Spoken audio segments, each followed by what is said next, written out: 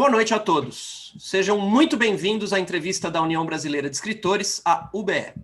Eu sou Rogério Duarte, secretário-geral da entidade. A União Brasileira de Escritores foi fundada em 17 de janeiro de 1958. Sucedeu a Sociedade dos Escritores Brasileiros, primeira associação profissional de escritores, fundada em 1942 por Mário de Andrade. A UBE é hoje, portanto, a mais antiga entidade brasileira do gênero. Seus objetivos são defesa da liberdade de expressão, defesa dos direitos autorais e demais direitos dos escritores, a difusão da cultura e a democratização do acesso à informação. A UBE teve em sua diretoria nomes do porte de Lígia Fagundes Telles, Renata Palottini, Ricardo Ramos e Inácio de Loyola Brandão, entre muitos outros. Atualmente, o presidente da UBE é Ricardo Ramos Filho, que dá as boas-vindas a todos vocês e ao nosso entrevistado de hoje. Por favor, Ricardo. Eu estava olhando assim, a Ivone só mandou uma mensagem dizendo que não consegue ouvir, tá? Boa noite a todos, é um prazer tê-los com a gente em mais uma semana. Essa semana, hoje, terça-feira, entrevistando o meu querido amigo Antônio Torres, escritor que todos vocês conhecem a importância que tem, membro da Academia Brasileira de Letras, uma pessoa formidável que vocês vão ter a oportunidade de conhecer melhor hoje na nossa entrevista, mas alguém que me dá um orgulho enorme de receber, uma pessoa por quem eu tenho um carinho, muito carinho mesmo, uma pessoa de quem eu gosto muito. Estou muito feliz de receber o Antônio Torres aqui hoje. E vocês todos, como sempre, um beijo grande. Rogério, você está sem microfone. Obrigado. Desde o início da quarentena, todas as terças-feiras, às 19 horas, a UBE tem promovido estas entrevistas com os escritores. Elas acontecem via Zoom, como está acontecendo agora, são transmitidas ao vivo pelo YouTube e ficam disponíveis na página da UBE, no próprio YouTube, no Spotify e no Google Podcasts. Hoje, nosso entrevistado, com muita alegria, como disse o Ricardo, é Antônio Torres, que estreou na literatura em 1972, com o romance Um Cão Uivando para a Lua, considerado pela crítica na época a revelação daquele ano. Seu universo romanesco é constituído de cenários rurais, urbanos e da história. Antônio Torres é também contista, cronista e autor de uma história para crianças. É o 8º ocupante da cadeira número 23 da Academia Brasileira de Letras. Foi eleito em 7 de novembro de 2013.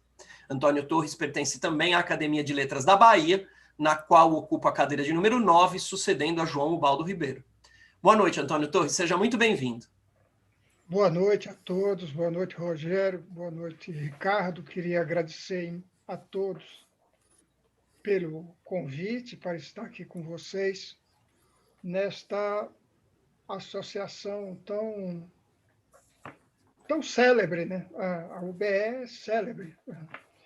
Ela é muito antiga, é muito consagrada e reúne sempre grandes escritores. Já foram mencionados aí Lígia Fagundes Telles, Inácio Loyola Brandão e etc. Ricardo Ramos, né? Era daí, e todos sabemos de quem se trata. Enfim, boa noite a todos e, mais uma vez, muito obrigado por essa acolhida e por esse convite. Nós é que agradecemos, Antônio Torres. Sou eu que vou entrevistá-lo. Eu vou revezar um pouco, eu tenho feito isso ultimamente. Às vezes eu faço uma pergunta, o Rogério não se contém, acaba fazendo também. Então, a gente, às vezes, faz uma dobradinha aqui nas perguntas, tá? Mas eu, normalmente, começo, tá? Meu querido Antônio Torres, você nasceu num povoado chamado Junco, que hoje é uma cidade, né? Sátiro Dias.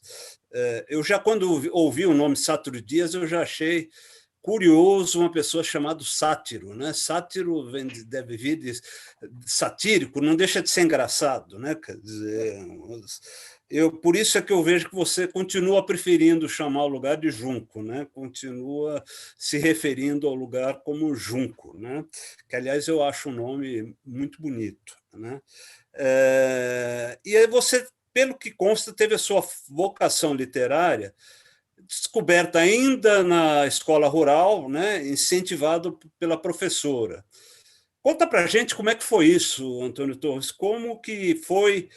E eu imagino que não tenha sido muito fácil, na década de 40, você encontrar livros em Junco, não é? Numa cidade pequena, ainda era um povoado, ainda não era cidade na época. Como que foi isso? Como que foi conseguir os livros que mais tarde levaram você à literatura? Isso foi em Junco ou já foi em Alagoinhas? Não, foi no Junco. Mas deixa eu te contar um pouco a história do lugar, porque eu não gostava de maneira alguma desse nome, Sátiro Dias. Uhum. Até descobrir quem ele foi. Ah, é? Era um médico baiano, Sátiro de Oliveira Dias, nascido no município em que eu nasci. O município se chama Inhambupe, um nome evidentemente indígena, né? Claro. E um município muito antigo. E o Junco era um distrito desse município. Em 1926, passou a se chamar Sátiro Dias, pelo seguinte motivo: porque Sátiro Dias foi o homem mais importante nascido naquele município. Ele foi médico na Guerra do Paraguai e teria feito, conta a história, que fez um bom trabalho que impressionou o imperador Dom Pedro II, que o nomeou presidente da província do Rio Grande do Norte, do Ceará e do Pará, né? E quando o presidente do Ceará, e aí eu descobri isso num livro do Martinho da Vila, olha que Olha que curioso, bacana, que bacana. um livro dele chamado Quizombas e etc., um livro muito bom, e que ele conta que foi esse Sátiro Dias quem libertou os escravos do Ceará 4 anos antes da princesa Isabel. Olha que bacana. Foi engraçado que eu fui convidado para fazer uma semana de oficina literária na Escola de Cinema do Ceará, Uhum. então dirigida pelo Maurício Capovilla, aí de São Paulo, Uhum. e o baiano Orlando Senna, o cineasta Orlando Senna. Uhum. E ao chegar lá, as sessões duravam 3 horas para 40 alunos de cinema. E o Orlando me disse: é tudo candidato a roteirista. Então, esse pessoal do roteiro tem que saber de literatura, tem que aprender a lidar com literatura antes de pensar em roteiro. E eu cheguei todo pimpão, dizendo o seguinte: algo me liga ao Ceará, eu nasci na cidade de Sátiro Dias, que foi presidente da província do Ceará, e contei a história que o Martinho da Vila contava, né? Uhum. Aí eu digo que estou feliz, porque eu sei que Sátiro Dias é nome de rua aqui em Fortaleza, tem um município do Ceará com o nome dele. Aí eu disse: estou muito feliz dessa aproximação. Aí um aluno levanta e diz: não, senhor, o Ceará nunca teve escravos. O que o Sátiro Dias fez foi mandar comprar 4 escravos em Pernambuco para soltar aqui no Ceará. E, com isso, se engajar a campanha abolicionista. Abolicionista. Aí eu não deixei por menos. Eu disse: puxa, amigo, a sua emenda é melhor do que o soneto. Porque o gesto dele foi um gesto fantástico. Se foi assim mesmo que aconteceu, foi um gesto fantástico, né? De se aliar. Bom, passado isso, é o Muito legal. seguinte: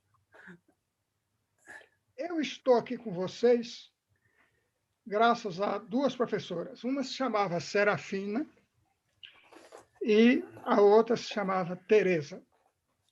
Serafina levou a esse lugar chamado Sátiro Dias, porque Sátiro Dias existe desde 2016, 2026, aliás, 1926. E o lugar não tinha escola, não tinha nada, não tinha. Era um lugar sem rádio, sem notícias das terras civilizadas, sem livros. Até chegar a professora, uma professora que gostava de botar os alunos para ler poesia em voz alta, cantorias de hinos patrióticos. Era uma escola. Foi fantástica essa escola, porque toda a poesia que essa professora nos passava me desceu pelos ouvidos, né? Castro Alves, Bolar Bilac, por aí. Você Depois consta que nessa época você nessa época já queria ser Castro Alves, Antônio Torres? Foi na primeira leitura do Castro Alves, né? Né? Porque na primeira leitura do Castro Alves já me encantei com o poeta, né? Já vi a foto dele. O poeta era bonito como corno, dava muita sorte com as mulheres. Eu digo, é esse cara que eu quero ser. É esse cara.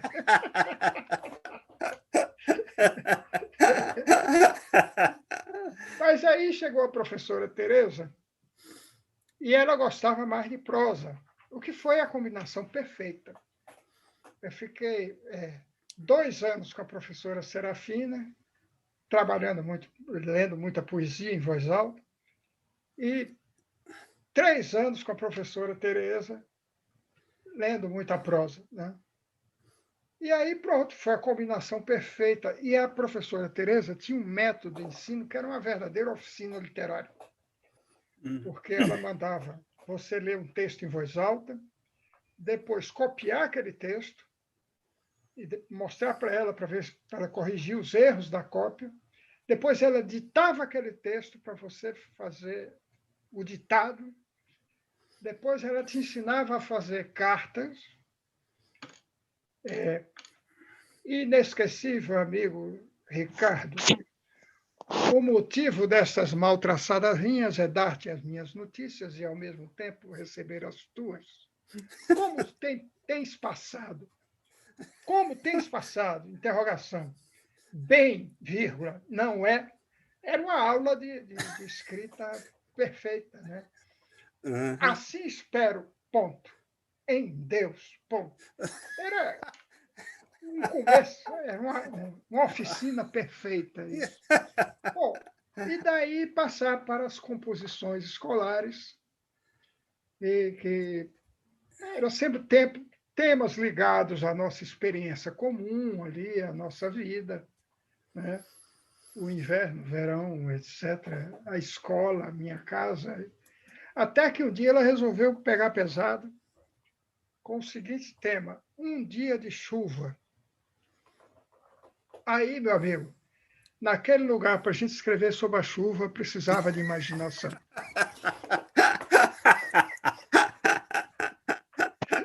Era uma coisa muito abstrata, né? Aí o ficcionista nasceu ali naquele dia. Tenho certeza disso. Muito bom, muito bom. Antônio, você veio para o Sul com cerca de 20 anos, estou certo? Com 20 anos cravados. 20 anos. Com passagem pela Bahia, né? Você passou pela cidade da Bahia, Salvador, né? Fiquei 1 ano em Salvador. Eu fiz o ginásio em Alagoinhas, que fica no meio do caminho, Tá. porque o Sátiro Dias era muito isolado e tal, mas, na verdade, fica a apenas 200 quilômetros de Salvador. Uhum. Só que, naquele tempo, meu pai contava uma viagem a Salvador que levou 1 semana para ir e vir, por falta de transporte, aquela coisa toda. Você ia a cavalo até o Iambupe, ficava lá esperando um transporte qualquer para Alagoinhas. Em Alagoinhas tinha que dormir para pegar um trem para Salvador. Era uma aventura. Para andar 200 quilômetros era uma aventura, né? Olha que coisa. Uma coisa. Era um mundo pequenininho. Hoje, né? Então, depois de fazer o ginásio em Alagoinhas, que foi um um tempo magnífico, anos 50, era a cidade dos sonhos, das luzes verdes, dos sonhos dourados, e tinha biblioteca. Aí tinha livro, aí tinha professor que gostava de literatura, foi aí que descobri, além do Machado de Assis, Zé de Alencar, Parará, e aí descobri Jorge Amado, Graciliano Ramos e tal, aí foi Monteiro Lobato, foi tudo, veio, até chegar um juiz de direito que era poeta, um poeta de primeiríssima qualidade, de Feira de Santana, que era amigo de Manuel Bandeira, se correspondia com Manuel Bandeira e com Jorge de Lima. Olha. Ele fez poema para Bandeira e Bandeira fez poema para ele. Né? Sabe? Olha que bacana. Foi bacana. E a chegada desse juiz de direito, esse poeta, na cidade, para mim foi assim uma revolução, porque ele trouxe o modernismo. Quer dizer, teve um professor que já me apresentou o modernismo na prosa com Graciliano, só que ele pegou pesado, ele me deu de cara para ler o Angústia, né? Que eu li numa noite. Né? Aí no dia seguinte ele me deu o Mar Morto do Jorge Amado, e por aí foi. Né? Por aí foi. Então, Alagoinhas teve esse papel de eu descobrir a literatura brasileira moderna, quer dizer, foi a entrada no texto que veio no bojo do modernismo e da prosa e poesia. E fui para Salvador, fui trabalhar em jornal, entrei no Jornal da Bahia, fiquei 1 ano, aí resolvi ir para São Paulo. Bati na porta da Última Hora, no Vale do Angabaú, e a Última Hora, eu queria te contar uma coisa, Ricardo Ramos. Na Última Hora, fui colega de Inácio Loyola Brandão. Olha que bacana. E são de novos agora na academia, né? E que um dia apontou para a entrada, tinha um rapaz assim numa mesa, e alguém na entrada, naquela mesa, um cidadão elegantérrimo, pegando a correspondência que vinha para ele. E o Loyola apontou, me pegou e disse assim, sabe quem é aquele? Eu disse, não, Ricardo Ramos. Ele tinha uma coluna no jornal. Ele tinha uma coluna literária no jornal. Né? Uhum. E ele foi lá para pegar a correspondência que chegava para ele. Né? Mas aí eu fiquei olhando de longe, não tive coragem de chegar até ele e apertar a mão dele. Né? Mas foi essa. São Paulo foi a minha universidade. São Paulo foi a descoberta do mundo. Assim, foi uma coisa fantástica, porque no começo dos anos 60, São Paulo vivia um grande momento em tudo, no teatro, no cinema, na literatura, bombava em tudo. E eu trabalhava no jornal de maior circulação no Estado. Né? Tinha dia da Última Hora tirar 3 edições, era uma coisa assim louca. E dava um espaço. Eu trabalhava em esporte, eu cheguei a ser chefe de reportagem do Departamento de Esporte da Última Hora, que era mole fazer esporte naquele tempo, com o Santos ali do lado, né? O Palmeiras. O melhor time do mundo. Né? Do mundo. Quando estava sem assunto, pegava o jipe e um fotógrafo e ia para o Santos. Ia para o Santos, ia bater na casa do Lula, o técnico. Né, sim. Que era um cara fantástico. Ele dizia, senta aí, vamos tomar um uísque. Aí pegava o uísque, era um uísque horroroso, chamado Druris. O técnico campeão. Eu acho que esse Druris, eu acho que nem meu pai tomava, viu? Você vê como era o Brasil da época. O técnico campeão do mundo bebia uísque nacional. Um uísque horroroso. Mas aguenta aí que eu tenho uma novidade para você. Aí, quando já estava, ele levava lá no estádio e mandava chamar a novidade, uma grande contratação no momento. Era fantástico tudo. Mas o que eu queria contar é o seguinte, era a abertura que o jornal dava para um repórter de esporte, fazer o que quisesse. Então, eu vivia entrevistando escritor, artista plástico. Quer dizer, pessoal do teatro. E foi assim, uma capa para Solano Trindade. Vocês devem se lembrar, ter ouvido falar desse grande poeta, desse grande sujeito que foi o Solano Trindade, para a cidade de São Paulo. Ele dirigia o Teatro Popular Brasileiro, né? Quer dizer, ele criou a comunidade artística do Embu. Era programa de fim de semana, todo mundo ia para o Embu para ver os artistas lá. Tinha artistas plásticos fantásticos. E o Solano estava lançando um livro chamado Cantares ao Meu Povo. Olha. Nunca me esqueço, cara. Canto de negro dói, canto de negro mata. Negro é como couro de tambor, quanto mais apanha, mais zoada faz. Esse era o Solano Trindade. Puxa vida, né? que coisa. Dar uma capa de caderno com Solano Trindade era mole, né? Era mole, era assunto, era um grande assunto. Foi assim, o teatro de arena bombando de um lado, o teatro oficina bombando do outro. Né? Que época maravilhosa, né? Puxa vida. E aí o seguinte, o Vinícius de Moraes, bastou o Vinícius de Moraes dizer que São Paulo era o túmulo do samba, para São Paulo reagir, se encher de brios e contratar todo o samba do país. Né? Todo samba do Rio de Janeiro, da Bahia, de Pernambuco, de onde tivesse samba, São Paulo levava. Então, você tropeçava com samba na Galeria Metrópole, no João Sebastião Bach, nos bares dos hotéis, nos shows universitários, né?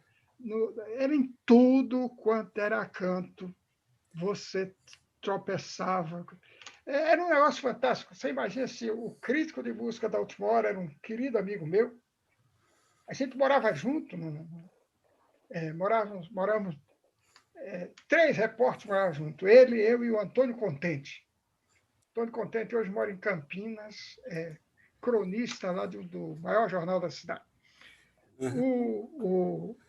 O Franco Paulino disse assim: larga tudo aí e vem comigo para você conhecer saber o que é música. Aí levou na casa do Luiz Vergueiro, produtor musical. Estava 2 sujeitos, sem camisa, era um dia de calor, com a garrafa de uísque entre eles, um com violão e outro com outro, tocavam sem parar. Um se chamava Carlos Lira e o outro se chamava Baden Powell. E estavam lá simplesmente para fazer a trilha sonora de uma peça do Jean Francesco Guarnieri chamada Gimba. Olha. Eles não diziam uma palavra, só tocavam. Aí chegou uma hora que o Baden olhou para mim, o Franco tinha me apresentado, e me falou a única coisa: isso aqui é fulano, é baiano, não sei o quê. Aí o Baden, uma hora parou e disse assim: você é baiano? Eu disse: sou. Então, ouça esta que acabei de compor. E toca o berimbau. Puxa vida. Caramba! Era de ajoelhar e rezar. Né? Era um negócio... Foi essa São Paulo que eu vivi. E devo muito a essa cidade. E viveu em São Paulo e passou uma noite com meu pai bebendo no bar do Hotel Hilton, não foi?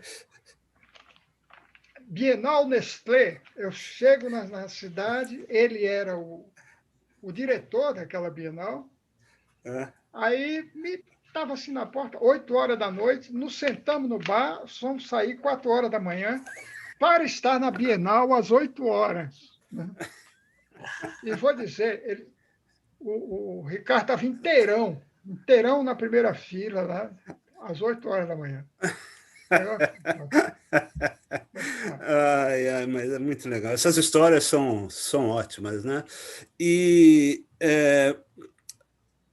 você estreou... mas então, era isso que eu queria saber. E como que foi, né, para esse menino que chegou aqui com os 20 anos, esse processo de migração? É muito doloroso, porque você depois, mais tarde, né, principalmente no Essa Terra, você iria ter esse tema muito presente, né? Esse tema de você migrar e acabar perdendo as suas raízes, como que foi isso para você? Como que foi esse processo? Porque eu sei que São Paulo, para a gente não falar só de coisas boas assim, mas nessa época, década de 50 e tudo, São Paulo era uma cidade um pouco racista, principalmente com o nordestino, com quem vinha de fora e tudo, não tinha vida fácil por aqui, não. Como que foi para você? Dava para sentir logo de cara, quando eu cheguei, num fim de tarde, eu cheguei de avião, né? Porque jornalista naquele tempo pagava meia no avião. Então, eu cheguei no avião e desci em Congonhas e peguei um táxi e fui para o centro da cidade, à procura de um hotel. E na passagem de um túnel, tinha um túnel ali na 9 de julho, né? E estava escrito dentro do túnel assim: mate um baiano por dia para manter a cidade limpa. Aí eu pensei, que recepção, poxa, como eu estou sendo bem recebido. Mas acontece uma coisa curiosa, são muitas as realidades dentro de uma cidade como São Paulo, né? Por exemplo, eu queria trabalhar na última hora. Fui lá, bati na porta, entrei e fiquei. Quer dizer, era o mesmo baiano que leu aquela coisa ali que dizia mate um baiano por dia para manter a cidade limpa. E o baiano chegou, foi procurar emprego e achou. Quer dizer, isso até parece inacreditável. Agora, é preciso ver também a realidade do país na época. Saiu um livro sobre a última hora, feito por um colega nosso, um ex-colega chamado Renato Pires, sobre a última hora, e muitos escreveram, e quase todo mundo tem a mesma coisa. Queria entrar naquele jornal. O Inácio Loyola veio de Araraquara, chegou lá, bateu no jornal e ficou. O José Roberto Guzzo era líder da Capital e tal, mas passava na frente do jornal, via o jornal na banquinha, foi lá pedir emprego e ficou. Quer dizer, era um outro. Você contar que um sujeito pega um avião, um Curtiss Commander em Salvador, vai para São Paulo, querendo entrar no jornal de maior circulação, bate na porta e entra e fica. Isso contado hoje parece Seria impossível. Parece uma lenda, né? Parece uma coisa assim. Agora, o que me levou a essa percepção em nível mais profundo dessa dor da migração, desse lado mais tenso, denso da migração, foi o meu convívio com os baianos que vieram da minha região e que se amotinavam num subúrbio chamado São Miguel Paulista. Ficavam todos ali em torno de uma fábrica chamada Nitroquímica. Nem todos conseguiam entrar para a fábrica, nem todos conseguiam ser industriário. Boa parte ia ser motorista de ônibus, cobrador de ônibus, ajudante de pedreiro. E chegava também viravam músicos. Era uma realidade muito rica. E eu, todo fim de semana, ia para aquelas bandas, ia conviver com esse meu povo lá. E foi daí que eu captei muito material que mais tarde ia me ajudar muito. Isso e a memória e a observação dos que voltavam, porque havia um ir e vir muito intenso. Ia-se e voltava muito para São Paulo, né? Quer dizer, e não só para São Paulo, também muito para o Paraná, para o norte do Paraná. Ia-se muito para Londrina, para Curitiba, e para o interior de São Paulo muito, para o oeste paulista. lá para a região do Presidente Prudente, para aquele mundo lá, ou para Marília. Ou seja, é aquela história do Guimarães Rosa, o sertão está em toda parte, e está mesmo, e é para tudo quanto é canto.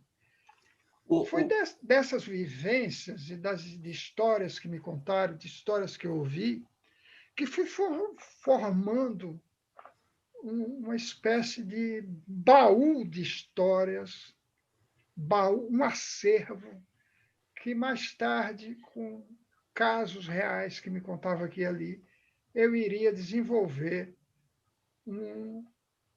a temática do deslocamento, desse ir e vir, Nordeste, Sudeste, Norte, Sul,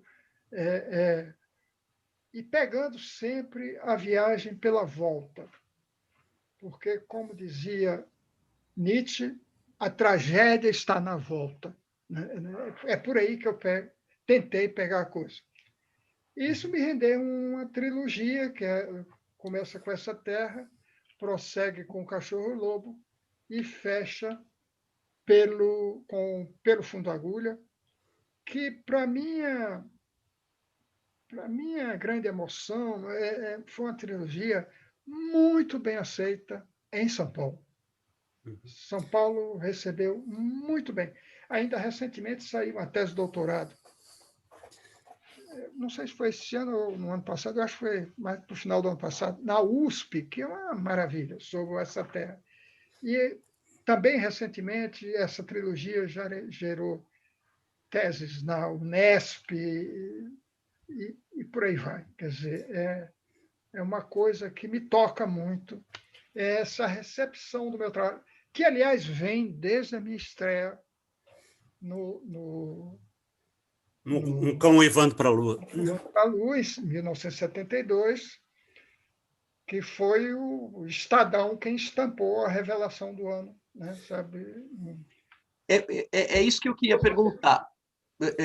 Antônio Torres, esse processo, quer dizer, eu acho que a impressão que eu tenho dessas redações de jornal é que elas eram um grande laboratório, né, para amadurecer os escritores. Eu tô certo? E aí depois, como é que foi essa publicação do Cão Uivando para a Lua? Rogério, eu tive 2 laboratórios, né?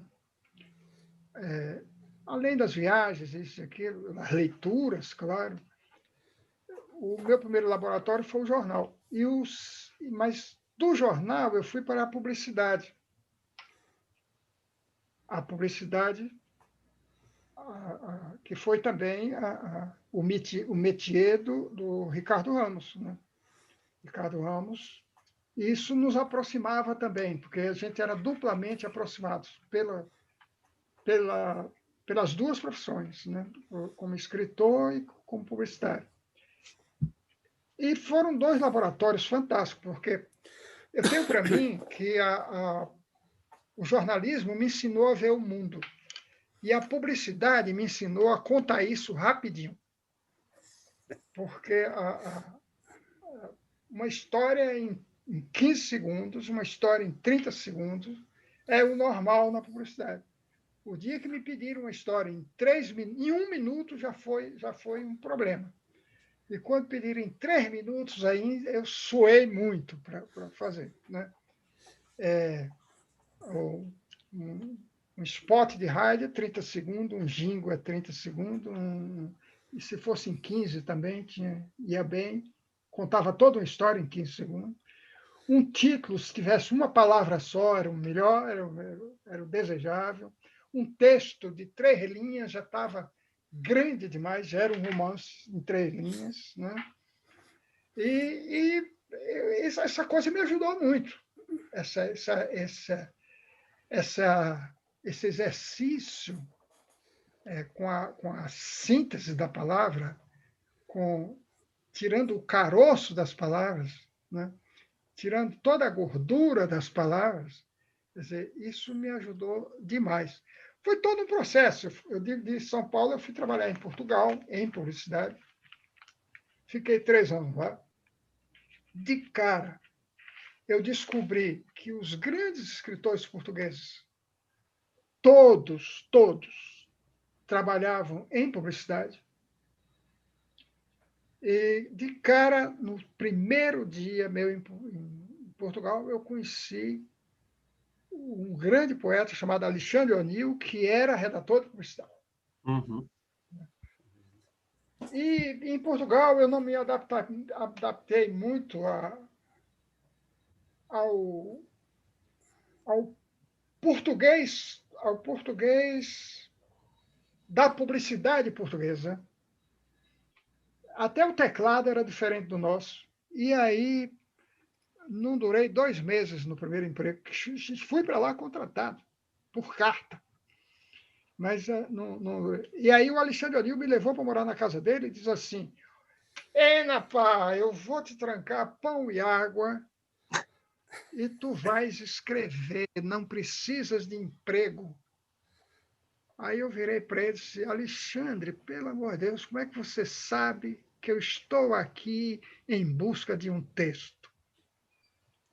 Ele disse: opa, pela maneira como tu contas as coisas, pela maneira como tu falas, tu não sabes ainda, mas tu és um escritor, pá. Poxa, imagine a força que isso me deu, porque eu estava pelo mundo, eu queria chegar a Paris e no Café de Flore e ver se Hemingway e Fitzgerald ainda estavam lá. Qual dos dois se sentava à cabeceira, né?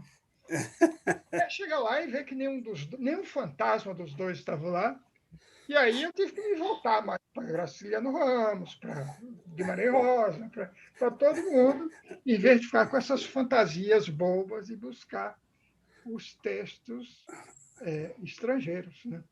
Que também eram bons, que também me ajudaram muito. Né? Quer dizer, porque algum escritor português teve uma influência forte como essas que o senhor acabou de falar?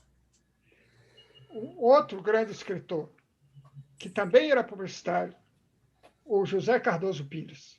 Puxa vida, esse era um grande escritor. Né? Que eu acho que foi ele mexeu muito com minha cabeça, porque eu lendo os clássicos todos, claro, é indispensável ler os clássicos em qualquer tempo e os clássicos de qualquer lugar. Né? Isso é indispensável. Mas, quando eu li o Cardoso Pires, ele soou tão novo para mim, porque ele era o que havia, o texto mais moderno que eu pude encontrar em Portugal. Na poesia foi Alexandre O'Neill. Alexandre O'Neill.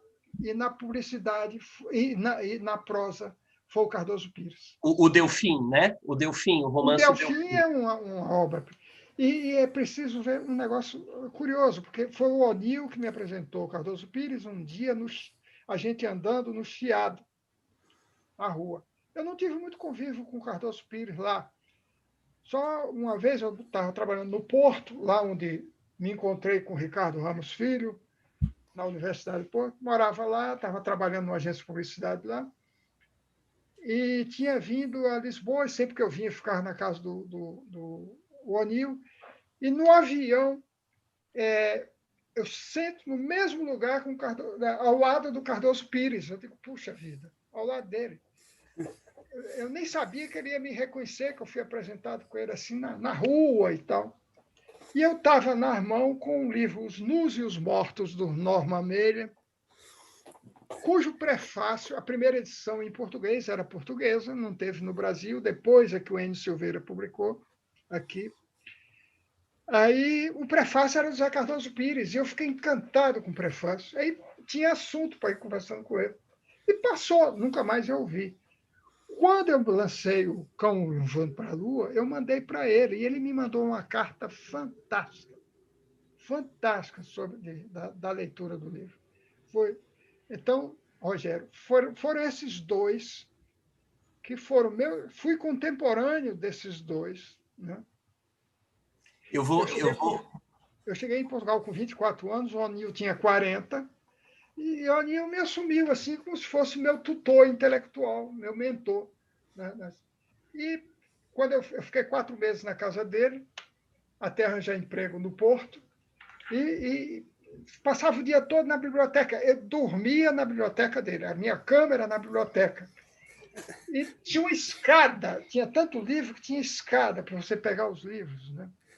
E ali eu me municiei mesmo, ali eu me abasteci de texto. Agora é engraçado que ele ia trabalhar e quando ele chegava de noite, primeiro ele passava na casa, estava separado da primeira mulher, tinha uma namorada inglesa, passava lá. Quando chegava tarde da noite em casa, o meu dever de casa, o pagamento pelo aluguel do quarto, era ler Grande Sertão Veredas em voz alta para ele. Que ele dizia para mim o seguinte: opa, este é um romance, não é para ser lido, é para ser ouvido. E tu caíste do céu, opa, aqui em casa, tu és um sertanejo. Poxa, aí, em compensação, ele lia para mim, traduzindo o Boris Vian, que eu fiquei encantadíssimo, o autor da Espuma dos Dias, moderníssimo, um texto assim, era amigo do Sartre, era o lado até mais ficcionista do que o Sartre, amigo do Sartre. E aí ele lia o Unamuno traduzindo para mim, quer dizer, então aquelas noites eram tertúlias literárias. Eu morava na Rua da Saudade, 23. Estive lá agora, em fevereiro passado. Eu fui homenageado lá, opa, fui homenageado na Fundação Casa de Jorge Amado, fiz palestra lá na Gulbenkian, e aí eu fui com minha mulher e fui mostrar os lugares onde eu vivi. Eu fui lá na Rua da Saudade, quase choro, era de chorar. Tem uma placa no prédio, na porta. Aqui morou Alexandre O'Neill. Eu vou quebrar o protocolo aqui e dizer que eu fiquei emocionado, porque o Cardoso Pires é um grande escritor português, mas pouca gente conhece, né, Antônio Torres? Não sei se o senhor tem essa impressão. Pouca gente conhece aqui no Brasil o Cardoso Pires, e ele é o autor que eu analisei no meu doutorado. Então, eu estou aqui festejando. Que maravilha! Que maravilha! Desculpa quebrar o protocolo. Posso sair aqui? Posso me levantar aqui um instantinho? Por favor. Posso? Claro. Aposto que ele vai pegar um livro. Vai buscar um livro com alguma dedicatória. E alguns, hein? Não é um só. Acho que é mais de um.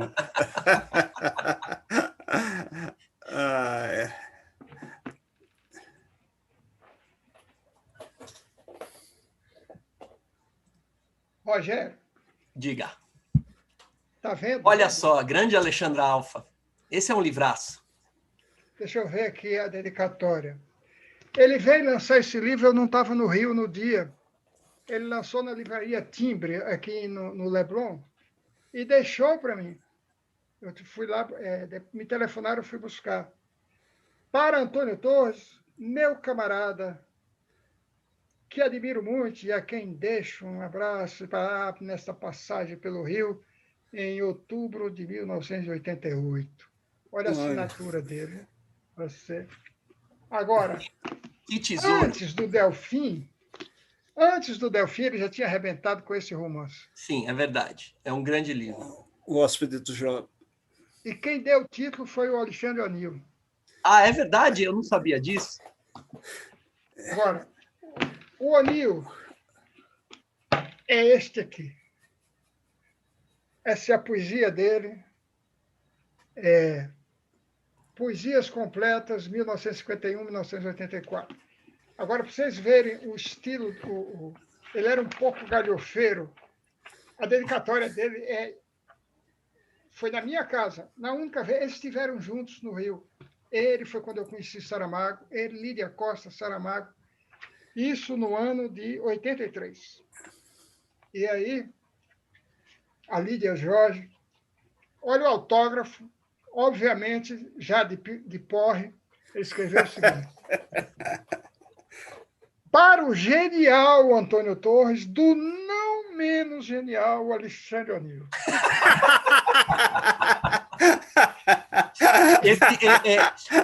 Cardoso Pires e O'Neill eram bons de uísque, né? Acho que o Cardoso Pires também era amigo do seu pai, não era, Ricardo? Era, meu pai falava dele com um carinho enorme, gostava muito dele. Mas olha o resto. Rio, 26 de setembro de 83. Torres e O'Neill, conferencistas internacionais, deixa eu ver, conferencistas internacionais, sempre dispostos a tomar porres homéricos.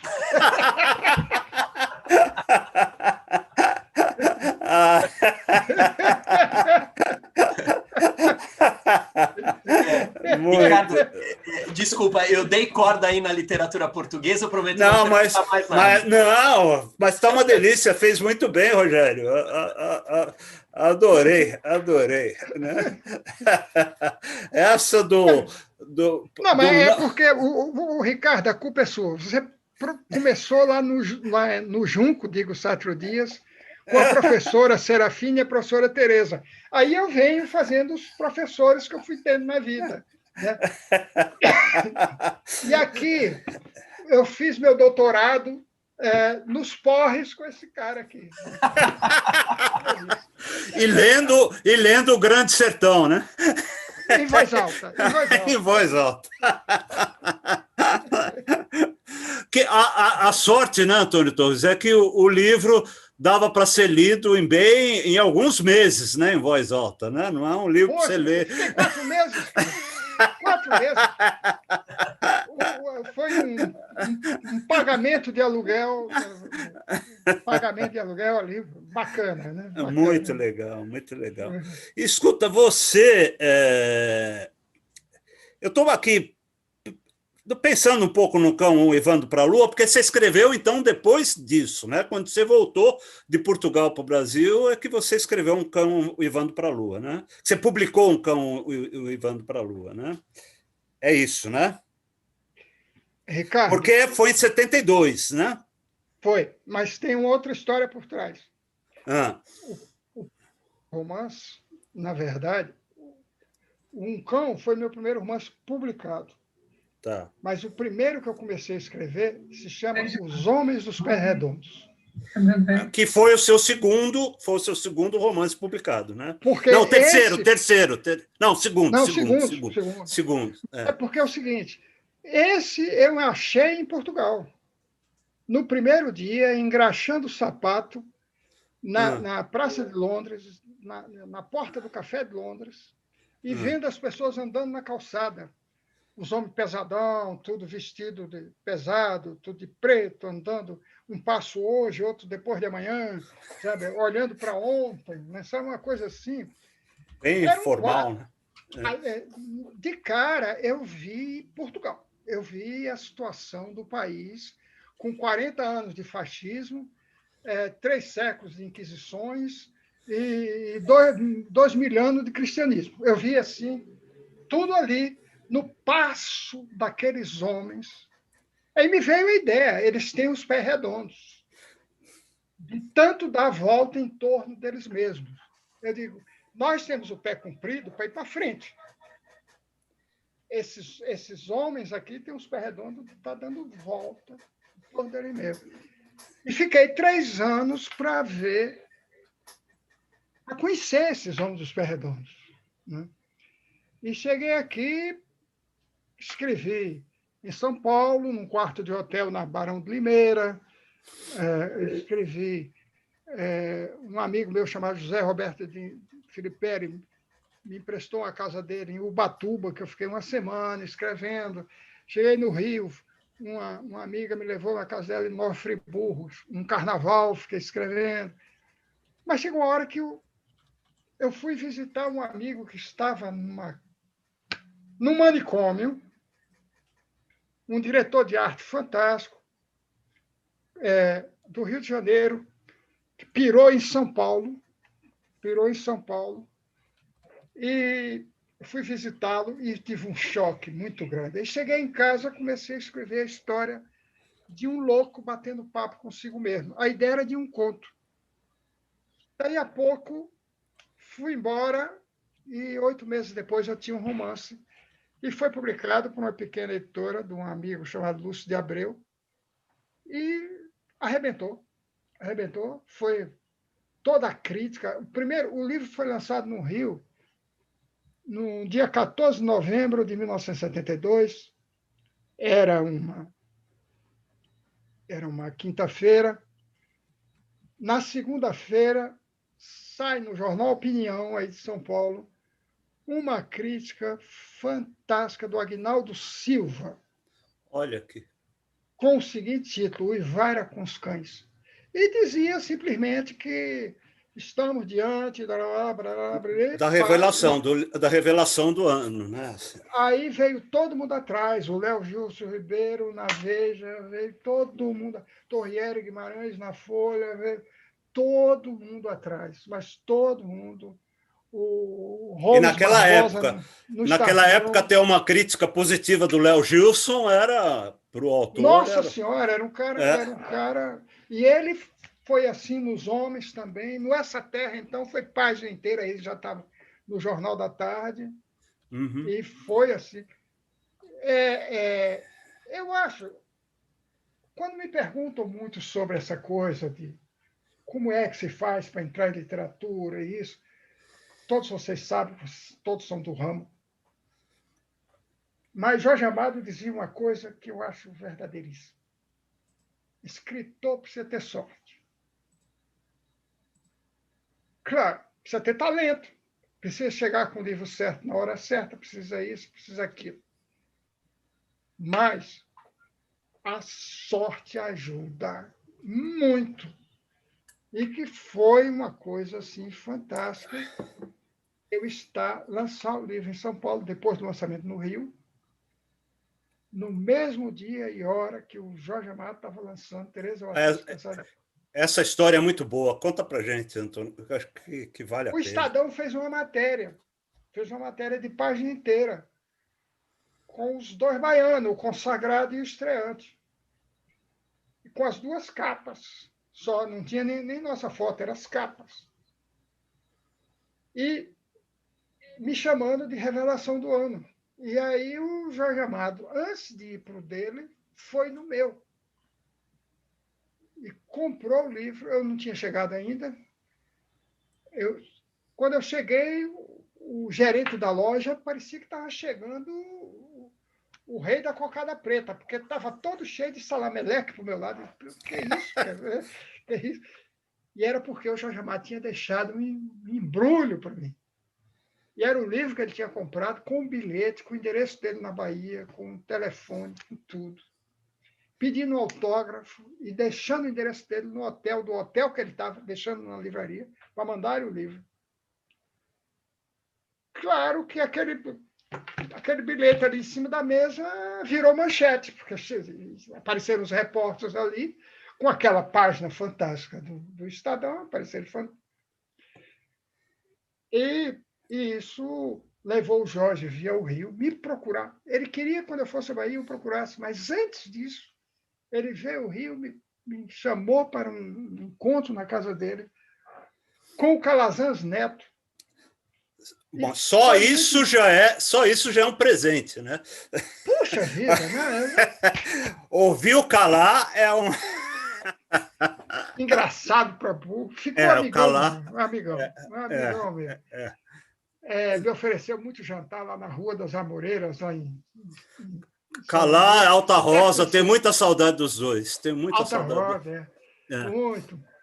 E aí foi engraçado, porque o Jorge chegou uma hora que disse: o telefone tocava toda hora, e a Zélia: Jorge, é do Jornal do Brasil, Jorge, é da TV Globo, Jorge, é não sei o quê, da embaixada tal, é disso, daquilo.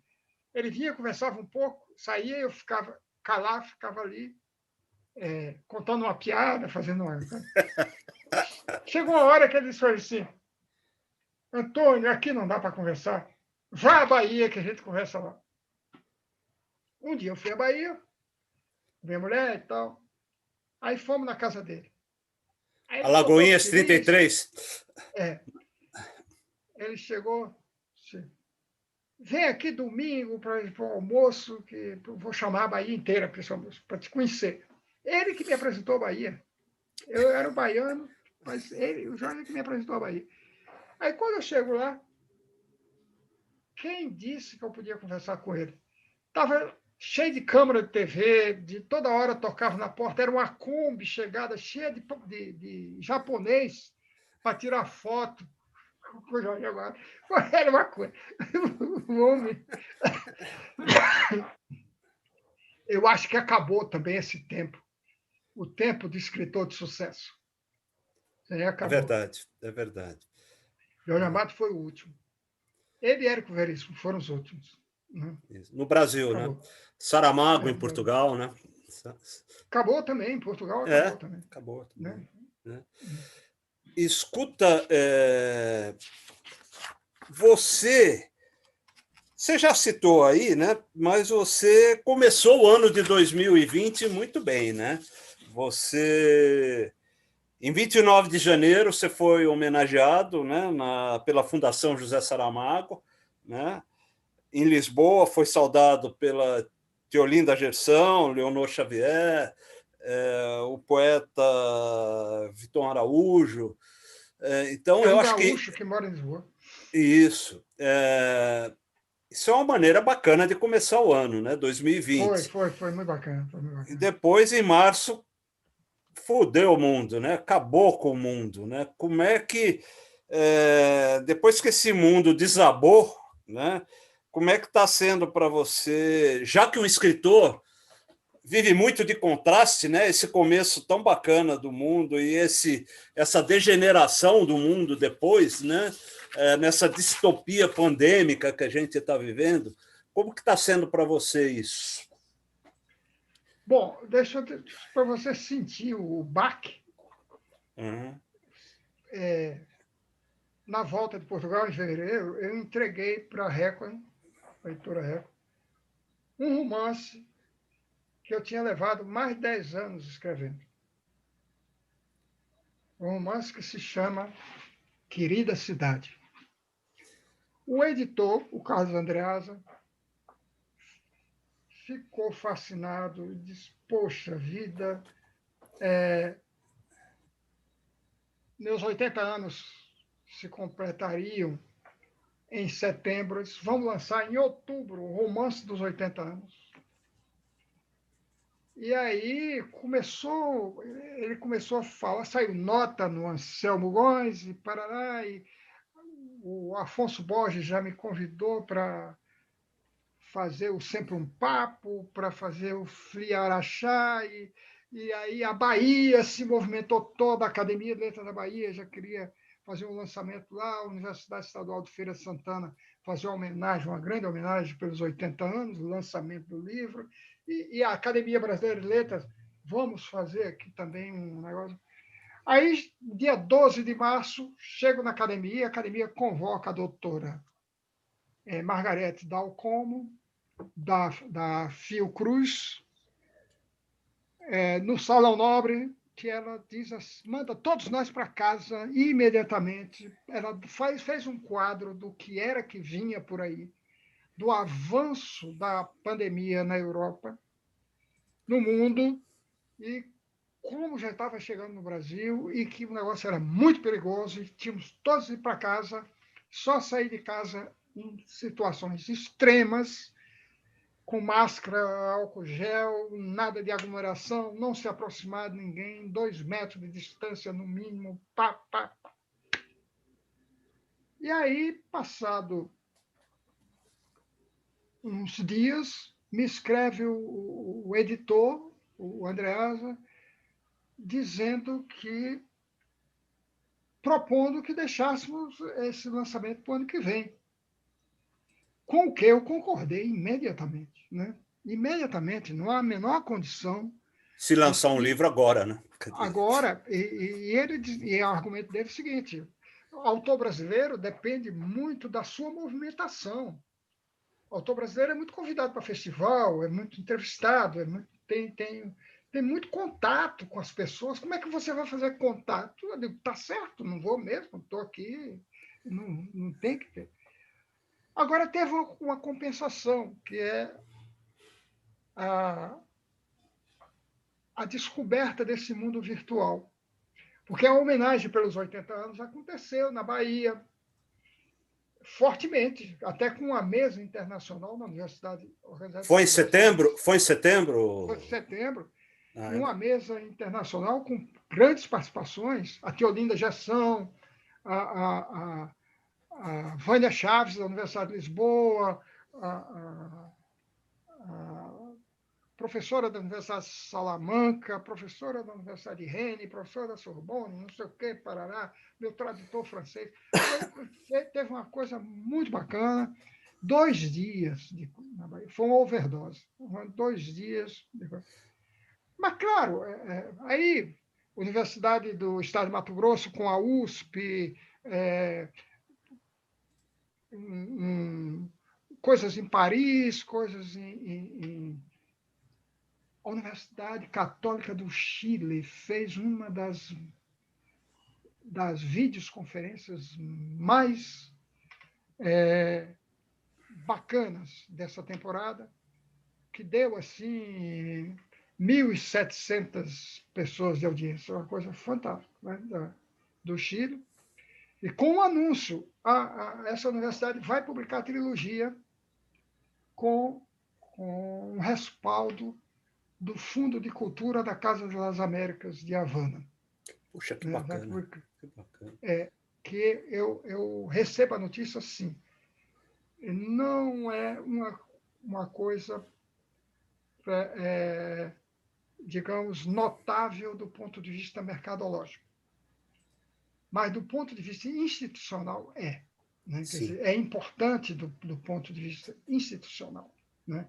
Uhum. Sobretudo porque nós, Brasil, estamos muito fora da nossa vizinhança linguística, né? Nós corremos muito por fora desse mundo hispânico.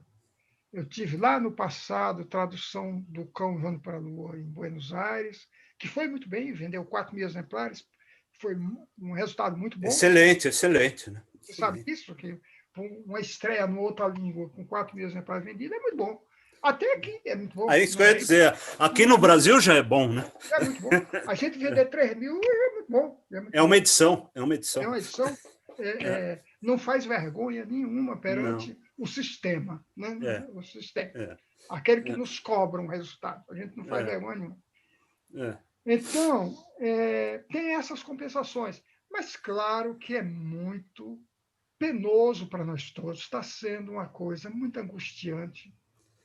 E no mundo que nós temos, de um lado, a pandemia, que não sabemos até onde isso vai, e o pandemônio político. O pandemônio político que está gerando um pandemônio social e econômico. Quer dizer, uma coisa assim terrível. Quer dizer, nós estamos olhando pela janela o tempo passar sem ver futuro. Isso é um problema muito sério na vida da gente. Então, eu tenho um projeto para escrever, me surgiu uma ideia assim, que eu vou te dizer, e foi ruim, porque eu já falei essa ideia, e quando eu falo as ideias, elas somem, elas escapam. Que é uma ideia de um conto, que pode não ser um conto até longo, chamado Contando Ausências. Que é essa coisa que a gente está né? Contando ausências. Os amigos que morrem, as pessoas que morrem, todo dia é mais gente, mais gente, mais gente, mais gente. E contar ausência numa coisa mais geral. Né? Perder um escritor do porte do Sérgio Santana é um negócio assim muito triste. Aldir Blanc, né? Aldir Blanc, Sérgio Santana. É uma coisa... É coisa... Gente. Agora, eu acredito... Oi, diga. Vamos começar a abrir para o pessoal? Vamos sim. Aqui nós temos um costume que Antônio Torres, que eu vou entrevistando, mas num determinado momento o Rogério me caça a palavra, que é para abrir para o público poder perguntar também, para eu não ser egoísta e para o público poder perguntar, tá? Então vamos lá, Maravilha. Rogério, vamos lá.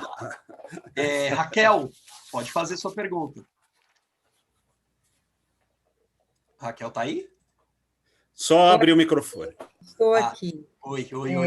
Muito prazeroso ouvir o mestre Antônio Torres, muito bom mesmo. E eu estava lembrando do seu livro, que é Meninos, Eu Conto. Sabemos que remete ao verso do do Gonçalves Dias, Meninos, eu vi, a contação de histórias, à beira da fogueira, e uma visão romântica do índio. E sabemos que o José de Alencar foi o seu patrono, é o seu patrono na Academia Brasileira de Letras, que com certeza você fez estudos sobre ele, e ele é o primeiro a trazer à tona essa questão indígena, do vocabulário indígena em Iracema, e aí depois o seu interesse por esse tema, quando você lança o Meu Querido Canibal, que é a história do Cunhambebe.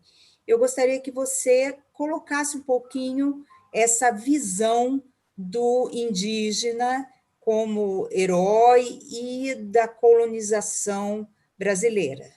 Tá? Se possível, Raquel, queria complementar um pouco essa pergunta, porque eu tinha essa pergunta também. E como que é para o Antônio Torres, que deve ter pelo tema e pelos povos indígenas um carinho muito grande, ver esse governo exterminando os povos indígenas? Perfeito. Primeiro, Raquel, muito obrigado pela sua participação aqui, pela sua pergunta. Uma poeta, Raquel Naveira, que a gente conhece, que todos nós conhecemos já de longa data, tem uma longa história na literatura. Hoje, morando em Campo Grande, Mato Grosso do Sul, né? Do Sul. Raquel, eu não tinha muito em mente claro, o Meninos Eu Vi, do Gonçalves Dias, é uma marca, né? Ficou uma marca nos nossos ouvidos. E o Zé de Alencar foi o primeiro romance que eu vi na minha vida, foi Iracema. Foi que a professora Tereza, no primeiro dia que ela chegou, pôs os alunos em fila, abriu uma seleta escolar que tinha contos, crônicas, poemas também. Eu me lembro que tinha poema até de Antero de Quental, tinha contos crônicas de Luís Edmundo, do Rio de Janeiro, o autor do Rio de Janeiro do Meu Tempo, do Rio de Janeiro do Tempo dos Vice-Reis, do Rio de Janeiro do Tempo de Dom João VI.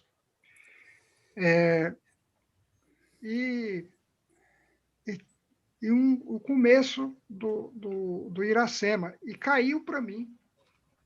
Ela abriu e era Iracema, aqueles verdes mares bravios da minha terra natal, onde canta a jandaia na fronda Carnaúba, você conhece de cor salteado. E aquilo foi mexeu muito comigo, né? Quer dizer, de noite eu sonhei com o mar, né? Quer dizer, eu não sabia, não fazia a menor ideia do que era o mar, nem que ele tinha uma cor verde, né? E nem o que era uma carnaúba, nem uma jandaia. Isso era coisa da terra natal do Zé de Alencar. Embora fôssemos do Nordeste, o Nordeste não é igual na sua fauna e flora, né? Não é toda a mesma coisa. Isso aí já foi, a presença do Zé de Alencar já foi forte, muito forte. E a questão da entrada do índio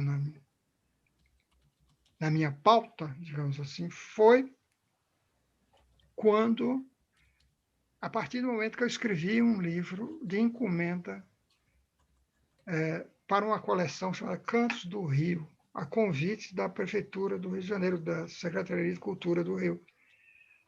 E eles me pediram para escrever sobre o centro da cidade. A primeira leva foi assim, o Carlos Heitor Coni, pediram ao Coni escrever sobre a Lagoa, o Aldir Blanc para escrever sobre Vila Isabel, o Geraldinho Carneiro sobre o Leblon, e eu sobre o centro. E aí eu comecei a pesquisar, pesquisei, e, claro, sou um romancista, sempre interessado em descobrir um personagem. E nessas pesquisas, eu me choquei com 2 personagens da história do Rio de Janeiro. Cunha Bebe, o grande guerreiro de Angra dos Reis,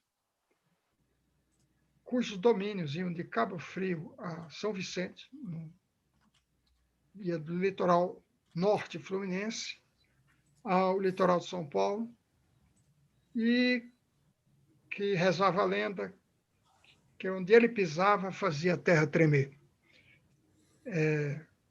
E que tinha nas veias o sangue de mais... Se orgulhava de ter nas veias o sangue de mais de 5.000 inimigos, a maioria portugueses. Eu digo, opa, que grande personagem. E o outro foi o René de Guetruan, o corsário Luís XIV, que em 1711 fez o primeiro sequestro da cidade do Rio de Janeiro, o da própria cidade, né? Tudo por causa do ouro que ali era embarcado vindo de Minas Gerais. Eu fiquei com esses 2 personagens e comecei a trabalhar o Cunha Bebe, fui pesquisar. E aí, com Cunha Bebe, com essa busca do personagem para o romance, me veio toda uma história atrás que não só, ao mesmo tempo que me encantava, me indignava, que é a história de todo um processo que vocês todos sabem, né? E que chega nesse tempo presente, para fechar com a pergunta do Ricardo. Que, Ricardo, é uma repetição hoje do que vimos nas entradas de bandeiras, no que vimos o tempo todo. Porque a verdade é a seguinte: foram dizimados nesse país 1 milhão de nativos a cada século. O Brasil tinha 5 milhões de habitantes só no litoral. Quando os portugueses chegaram, Portugal tinha 1 milhão de habitantes. Portugal inteiro tinha 1 milhão de habitantes. Contra 5. Para cá vieram os gatos pingados. E esses gatos pingados tinham a vantagem de serem muito avançados na tecnologia de guerra. Eles traziam a pólvora, eles traziam o canhão. E era canhão contra flechas. E nisso eles ganharam a parada, destruindo populações inteiras na base de 1 milhão por século. Em 4 séculos foram destruídos 4 milhões. Restaram esses gatos pingados que existem por aí, que continuam sendo dizimados, pelo que a gente sabe. É isso, Ricardo. É uma história que triste, se repete. Né? Muito triste. Uma história que se repete. E é uma história muito triste. Nos anos 70, eu fiz uma longa viagem pela Amazônia, que está contada em parte, dá um certo respaldo a um conjunto para a Lua. E meu convívio, andando pela Rio Bahia, eu fui até ao encontro da Transamazônica, que estava sendo construída. As histórias que eu via de noite nos postos de gasolina, nas beiras de estrada, eram terríveis. A concepção que o homem da região tinha sobre o indígena. O argumento era mesmo dos portugueses da época da colonização. Eles não são cristãos que nem nós. Quer dizer, essa é essa coisa que veio com os jesuítas, né? Esse conceito tão absurdo de classificação através da sua fé, classificar o homem através da sua fé. Ou, por outro, não só classificá-lo, é mais do que isso, estigmatizá-lo. Né? Esse aqui é o problema central. Essa é uma parada dura, e que hoje o mundo também está alerta para isso. Aquele mesmo mundo que foi responsável por dizimar 1 milhão de indígenas a cada século aqui, hoje, pelo menos, a história também existe uma dialética na história que ela vai avançando. As cabeças vão avançando, o processo civilizatório existe, né? Aqui dentro não está existindo para, infelizmente, quem nos governa. Isso aqui digamos isso com todas as letras, porque é real. É real, absurdamente real. Ricardo, eu acho que tem uns minutinhos aí para mais uma pergunta sua. Você quer aproveitar? Eu quero.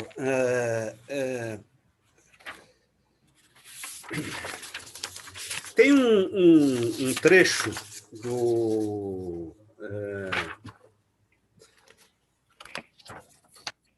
É um texto do Cão Uivando para a Lua, né?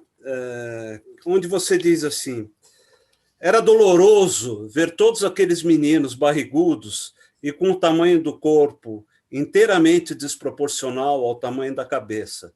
Mas não era apenas neles que eu estava pensando. Isso também era uma coisa que eu já tinha visto antes, no sertão, no junco. Eu já tinha sido um daqueles meninos. Eu era a soma deles todos.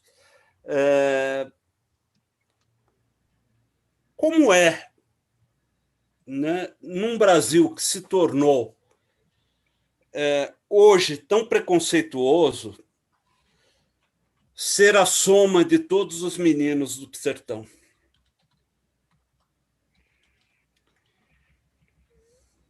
Olha, é muito duro, porque você, em algum momento, você vislumbrava um avanço nesse processo. Nós chegamos a vislumbrar. Eu sou de uma geração que assistiu muitas mudanças e que teve participação efetiva nisso. A área cultural no Brasil, ela teve um processo evolutivo, sim. Ela cresceu muito. Veja, esse é um país que deu Machado de Assis, deu Zé de Alencar, deu o ciclo de 30, deu 22, deu o ciclo de 30, deu Guimarães e Clarice, deu a minha geração toda, está aí, de Moacir Sclia em Porto Alegre, Márcio Souza em Manaus, passando por Inácio Lula Brandão em São Paulo, Domingos Pellegrini Júnior no Paraná, Nélida Pion, Ana Maria Machado, Sérgio Santana no Rio de Janeiro, os mineiros todos, né? São os mineiros todos, Oswaldo França Júnior, Roberto Drummond, Wander Piroli, Otto Maria Rezende, o Tran Dourado, o Paulo Mendes Campos, Fernando Sabino. Nossa, é um horror. Minas Gerais é um horror, né? Sabe, assim, um horror no bom sentido, né? De nos deixar fantasticamente horrorizados, né? Até chegar hoje no Carlinhos Herculano Lopes, meu querido amigo, grande parceiro, grande escritor. E vai por aí, João Baldo Ribeiro na Bahia, Ruiz Pinheiro Filho na Bahia.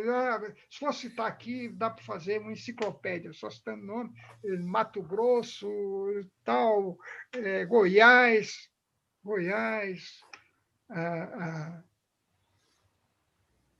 tanta gente. As novas gerações são uma dentro da outra. Você tem a geração do Milton Atum, do Bernardo Carvalho, mas aí vem do Rio Fato, vem outro, e vai, não para nunca. fantástico. Mas, de repente, você vê que o trem descarrilhou. Tem um descarrilhamento aí que, ser da área de cultura, parece ser uma coisa fora da programação, né? Quer dizer, não tá programado para esse país ter escritor, ter cineasta, ter dramaturgo, ter poeta, isso tá complicado. Esse É negócio como se tá estivesse fora de moda, né? fora de moda, é uma coisa velha, ultrapassada, é tudo comunista, o Somos voto todos, aí, somos todos todos. comunistas, como se o comunismo não tivesse implodido com o Muro de Berlim, quer dizer, um negócio meio esquisito. Que comunismo é esse? Onde é que está o país comunista? Né? É. A China virou a maior potência capitalista do mundo, faz os Estados Unidos tremerem, mas não treme pela ideologia, não, treme pelo capital, é pela produção capitalista, né? Sabe? É uma coisa que não dá para entender essas mentes tão retrógradas que surgiram à nossa frente. Né? Na área dos costumes, então, uma coisa horrorosa. A gente tinha avançado muito. Né? Sou de uma geração que batalhou muito contra os preconceitos de cor, de gênero, disso, daquilo, a relação com a mulher. Aprendemos, ficamos todos tendo uma visão diferente da mulher, uma divisão mais a partir do Vinícius de Moraes, digamos assim. O Vinícius ensinou esse país a gostar de mulher. Quando ele cantava assim, mulher, tu que criaste o amor, aqui estou eu tão só na imensa rua, adeus. Puxa, isso fazia a gente ficar arrepiado e olhar a mulher de um jeito tão diferente, né? Tão coisa, quer dizer, o Vinícius foi importante, era o guru também, ele, João Cabral de Melo Neto, eram os gurus do Alexandre O'Neill. Parênteses, O'Neill foi quem publicou primeiro o João Cabral de Melo Neto em Portugal, fez uma antologia, era amigo pessoal do João. Depois, se quiserem, ainda conta outra história, se der tempo. Mas é isso, Renan. Agora, Ricardo, a gente tem que acreditar que a história é feita de fases, né? Há avanços e recuos na história. E que isso é um processo que pode... não significa que isso seja algo infinito, que seja algo sem fim. O que eu espero é que, para quem acabou de fazer 80 anos, olha para isso assim, mas eu gostaria de estar aqui para ver a ultrapassagem desse tempo. Não só a ultrapassagem desse tempo em suspenso, no qual entramos, dadas as condições perversas sanitárias, mas a esse tempo, esse tempo tenso, esse beco sem saída que nos metemos pelo lado da política. Todos nós, eu acho que gostaríamos de ver esse tempo. Viver para desatar esse nó, ver esse nó ser desatado. Né? Voltarmos a respirar. Quer dizer, não quer dizer com isso que eu acho que a gente sempre teve uma política perfeita. Nada, a gente sabe que não, é ilusão isso. Mas nunca tivemos uma política tão retrógrada.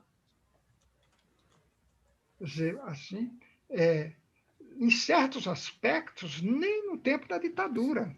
Eu concordo com você. É difícil da gente encarar isso, porque teve a censura, teve a tortura, teve isso. Teve as mortes, mas não se desmontou todo o aparelho cultural. A música popular sobreviveu, o teatro sobreviveu, o cinema sobreviveu, mesmo levando porrada. Sobreviveu e reagiu dentro disso. Agora, o que há é um desmonte de todo o aparelho cultural. Quer dizer, é uma coisa que pegou por onde eles sabem que é capaz de destruir pela economia. Estrangulou, né? Estrangulou. Esse é que é o problema. O Toreiro tem uma última pergunta para a gente fazer assim, que nós já estamos estourando no tempo. O Toreiro pergunta o seguinte: você falou na sua geração e o Toreiro ficou com inveja, disse que ficou com, com inveja dos nomes da sua geração. Existe hoje uma geração com uma certa cara, uma certa identidade? Você acha isso, Antônio Torres? Ou é uma coisa mais esparsa não é a palavra, mas assim, as gerações atuais têm uma cara, um perfil específico, ou a coisa é mais ampla, distribuída? Não sei se essas são as palavras. O Toreiro e Rogério, eu acho que Toreiro, não se preocupe, você está colado ali perto de nós e é muito bom. É muito bom. Toreiro é muito bom. Aliás, o Toreiro esteve aqui em casa. Né? Apareceu. Toreiro agora ligou a câmera. Deu um tchau para você. Toreiro esteve aqui em casa, fez uma bela entrevista aqui num assunto que é difícil para burro, mas ele fez e rola por aí na TV Sesc. Né? TV Sesc. Você está sem microfone. Está no YouTube também, aberto para todo mundo, o programa inteiro. Eu já recebi assim, comunicações de gente que vê e fica... Mas, olha, Toreiro e Rogério, eu acho que é um pouco diferente, porque é uma geração muito ampla. São várias gerações dentro de outras. Porque depois de nós veio um outro povo, depois outro povo, veio somando, né? O que eu acho que a característica de lá para cá é de uma diversificação fantástica. E também de uma entrada em cena de algo muito importante, que é a questão da voz periférica, da voz da periferia, da voz daqueles que antes tinham dificuldade de achar o seu lugar na literatura. A presença do autor negro ficou muito maior. A presença da mulher também me parece que cresceu bastante. Né? Não dá para a gente acompanhar tudo, porque é muita gente escrevendo. E com essa coisa da internet também, pipoca muito texto de muito lado. O que você recebe por dia, se você for pegar para ler tudo que você recebe, você não... O dia tem que ter 30 horas. Mas eu acho muito saudável o que está acontecendo. A grande preocupação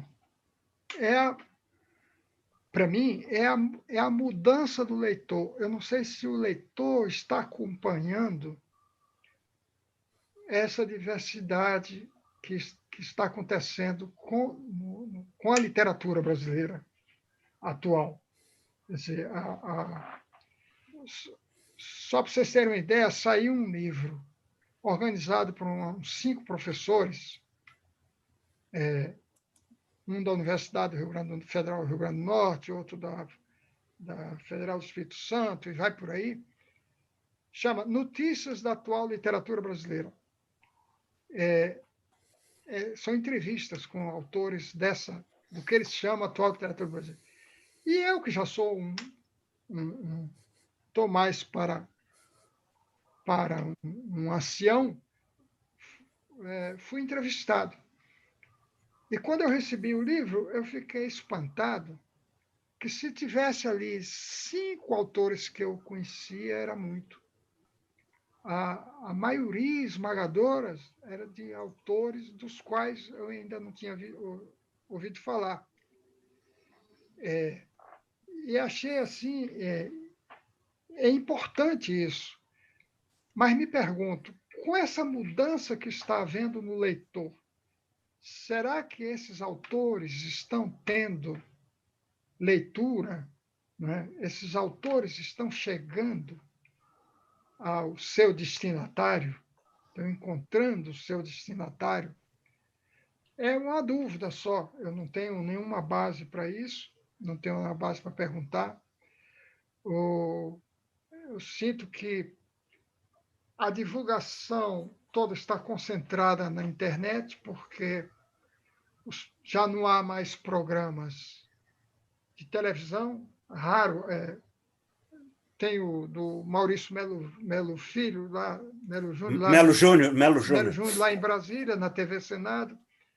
O da Globo News parou, o da TV tinha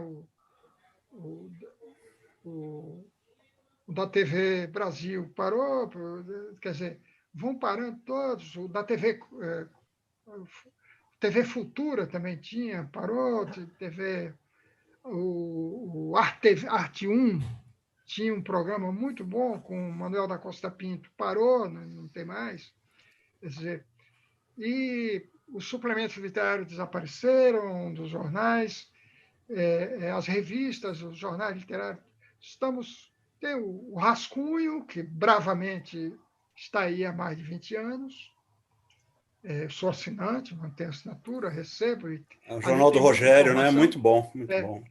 Ali tem uma informação muito importante. Mas para o tamanho do país e o tamanho e a quantidade dos autores que o país agrega hoje, falta espaço. Falta espaço. Acho que é uma coisa preocupante isso. Como vamos dar palco para essa gente toda? Como é que vamos dar palco para essa turma toda?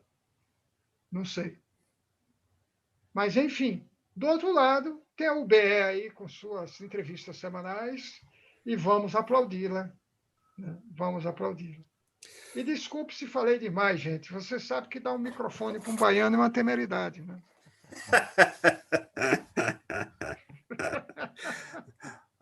Até porque baiano burro nasce morto, né? Quer dizer, não tem... porque baiano não pede a palavra. Toma! Eu vou só apresentar as entrevistas das próximas semanas e aí a gente se despede, pode ser? Pode. Essas são só para mostrar para vocês. A gente está chegando no final. A gente tem mais duas, uma no dia 24 de novembro, que é com Regis Bonvicino, poeta, e no dia 1º de dezembro com a Paula Fábio, romancista, né, premiada. Nós estamos tentando, gente, ainda não consegui confirmar, mas já que até o Antônio Torres falou nele hoje, nós estamos tentando trazer no dia 8 de dezembro, para encerrar o ano, o Martinho da Vila, tá? Se a gente conseguir trazer... Poxa, genial. É a tentativa. É a tentativa. Genial. Se alguém tiver uma ligação, um contato mais direto com ele, a gente agradece que nós estamos porque por enquanto nós estamos falando com um empresário. Um empresário. Se a gente... Eu vou passar para vocês o telefone dele. Pronto. Maravilha, Antônio Torres. Vou passar o e-mail dele. Eu acho que eu não tenho o telefone, mas tem um e-mail. Manda para mim, Antônio Torres. Obrigado. Vou mandar agora mesmo, tá bom? Maravilha, maravilha. E esse é o momento das despedidas. Ricardo, Antônio Torres, se quiserem se despedir. Eu quero sim, eu quero agradecer ao Antônio Torres. Ouvir o Antônio Torres é sempre uma delícia. Foi uma entrevista extraordinária, Antônio Torres. A gente teve um momento aqui, nós não vimos o tempo passar. Uma delícia, não tenho o que dizer. Foi muito gostoso ouvir você hoje, viu? Foi muito legal. Fala assim, não, senão eu choro, Ricardo. Não, que é isso? Mas é verdade, foi uma delícia. Muito obrigado. Agradecer a Raquel aí, a todo mundo. Agradecer a Raquel, agradecer ao meu amigo Nicodemos Sena. Nicodemos, você foi eleito?